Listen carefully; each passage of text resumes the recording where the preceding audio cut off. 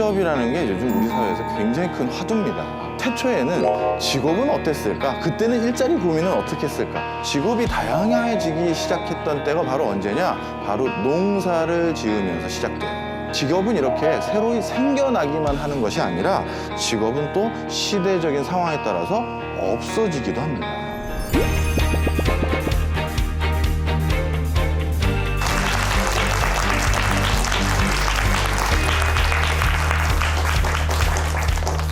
네, 반갑습니다. 오늘 여러분들하고 얘기해 줄 주제도 아마 여러분들이 아주 피부에 와닿는 그런 경제 얘기를 해보려고 해요. 바로 벌써 떴네요.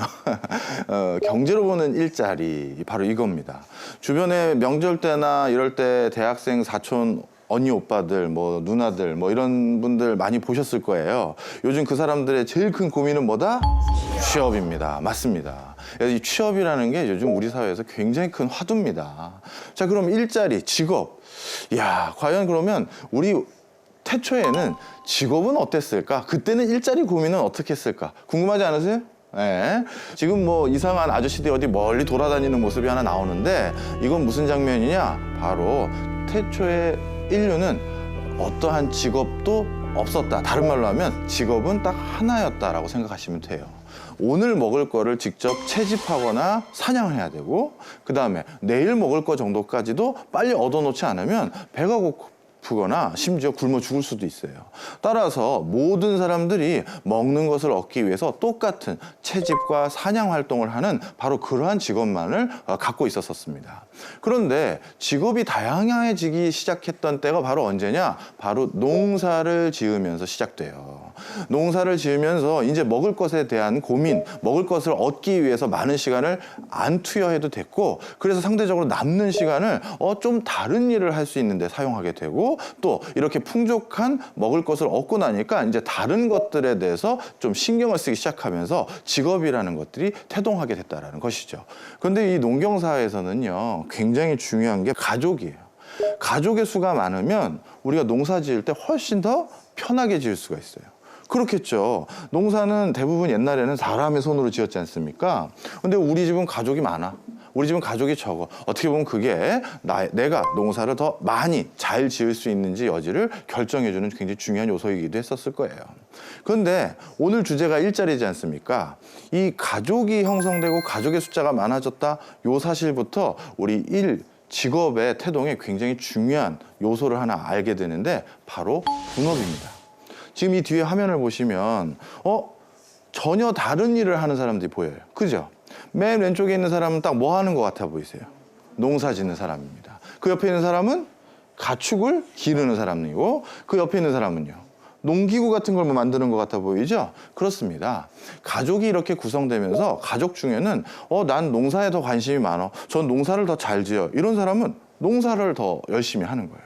그 누군가는 저는 동물이 좋아요. 동물들한테 먹이 주고 동물들하고 있는 게 저 좋아요. 그러면 가축 기르는 일을 하는 게 시작되는 거죠. 또 어떤 사람은 손재주가 좋아서 농기구도 만들게 되고요.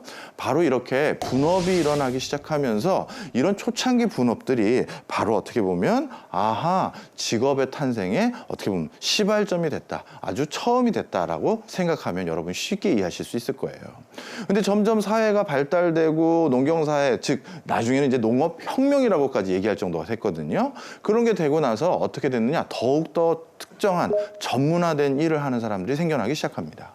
바로 이 뒤에 나온 것처럼 군인들도 생기게 되고요. 성직자도 생기게 되고 예술가도 생기게 돼요. 근데 여기 여러분들이 아마 이렇게 이해하실 수 있을 거예요. 아니, 군인과 성직자 이런 사람들은 농사 짓는 것과 관계 없잖아요. 이렇게 생각할 수도 있는데 그렇지 않습니다. 농사를 짓다가 혹시 맹수가 나를 위협하지 않을까, 아니면 옆에 부족 사람들이 나를 위협하지 않을까 걱정하는 사람도 있었을 텐데, 전문적으로 이게 자기 부족을 지켜주는 군인이 생기면서 그런 걱정 없이 편하게 농사 지을 수 있잖아요. 그죠? 그 다음에 성직자들도 뭐냐, 농사 지을 때 비 안 올까 봐 걱정하는 사람들도 있을 텐데, 바로 이 성직자들이 기우제도 들여주고 뭐 그래가 해서 농사를 풍족하게 지을 수 있게끔 해주는 어떤 심리적인 안정감, 이런 것도 가져다 주기 때문에 당연히 이런 일로 인해서 생산성이 더욱더 높아지게 되는 것이죠. 그래서 이런 모습을 목격한 고대 그리스 철학자 크세노폰이라는 사람이 이런 말을 해요. 어떤 누구도 모든 일을 다 잘하지 못한다. 그래서 반드시 하나의 일에 몰입하게 되면 그 분야의 최고의 능력을 가지는 사람들이 생겨나게 된다라고 하면서 바로 이런 분업이 가져다주는 효율성, 생산성 증대가 바로 직업의 효시를 만들게 되는 것이죠. 자, 그러면 이 분업이 그럼 좋은 것만 가져왔느냐? 당연히 그렇지 않아요. 분업이 있다 보니까 어떤 사람은 능력이 좋아서 큰 성과를 내기도 하고 어떤 사람은 그러지 못할 수도 있겠죠. 그죠? 바로 그 과정에서 빈부격차가 생겨나게 되고요. 그다음 또 한 가지는 뭐냐? 남이 돈 많이 가진 누군가의 것을 뺏어오기 위해서 나쁜 짓을 저지르거나 또는 사기를 치거나 이런 모습들도 이제 분업을 통해서 또는 직업이 생겨나면서부터 일어나게 됩니다. 자, 그러면 이제 우리 오늘날 직업 얘기를 이제 해봐야겠죠? 직업이 어떻게 탄생했는지 알았으니까 오늘날 직업은 일단 과연 직업이 오늘날은 몇 개나 있을까? 저렇게 분업이 돼서 다양한 직업이 생겼는데 우리나라는 직업이 몇 개나 있을 것 같으세요? 오, 누구야? 정확히 맞히셨어. 정확히 10,000여 개 정도 있다라고 합니다. 누가 조사를 했냐면요. 정부기관인 고용정보원이라는 곳에서 2014년도에 조사를 했더니 10,000여 개에 가까운 직업이 있다는 거예요. 그리고 그 해년도에 26개에 대한 직업이 새로 생겨났다고 합니다. 정말 직업의 종류가 많죠.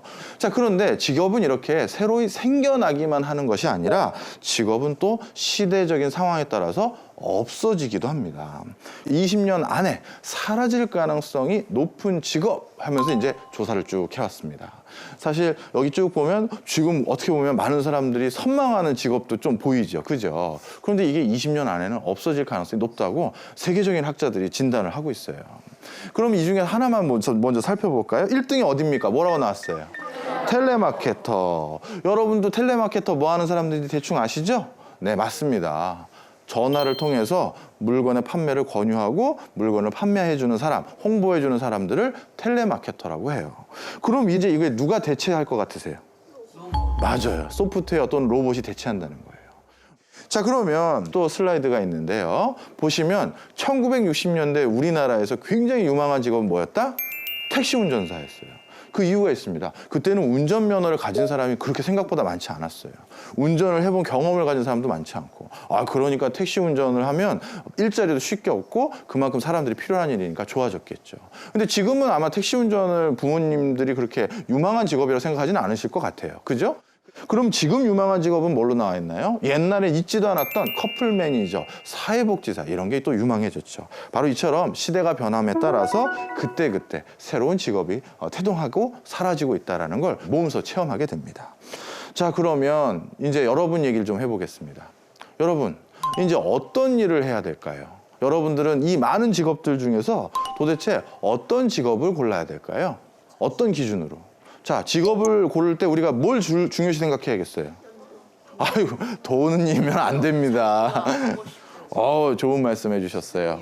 능력, 그것도 맞죠. 자, 아까 몇몇 친구들이 돈, 연봉 얘기했는데 물론 무시해서는 안 되죠. 그건 맞는 얘기입니다. 그런데 그것만 봐서는 안 된다는 게 아까 우리 슬라이드를 보면서 쭉 아마 알 수 있었을 거예요. 왜? 10년마다 유망한 직업은 완전히 바뀌어왔어요. 그러니까 내가 지금 어떤 직업을 고를 때 내가 지금 유망하다고 옆에 있는 친구가 야, 그거 나 할 거야, 그게 괜찮대 라고 하는 그런 말들에 현혹돼서 직업을 고르기보다는 진짜 오래 할 수 있고 그리고 내가 그 직업을 통해서 재밌게 할 수 있고 그런 것들을 고르셔야 될 거예요. 아마 직업을 고르면서 내가 10년만 그 직업을 종사하겠다고 고르는 사람은 없겠죠. 자, 그러면 여러분들이 직업을 무엇으로 골라야 될지는 아마 이제 아셨을 겁니다. 자신의 적성과 자신의 흥미 이런 것들이 굉장히 중요할 거예요. 자, 오늘 두 번째 시간 일자리에 대해서 살펴봤습니다. 감사합니다.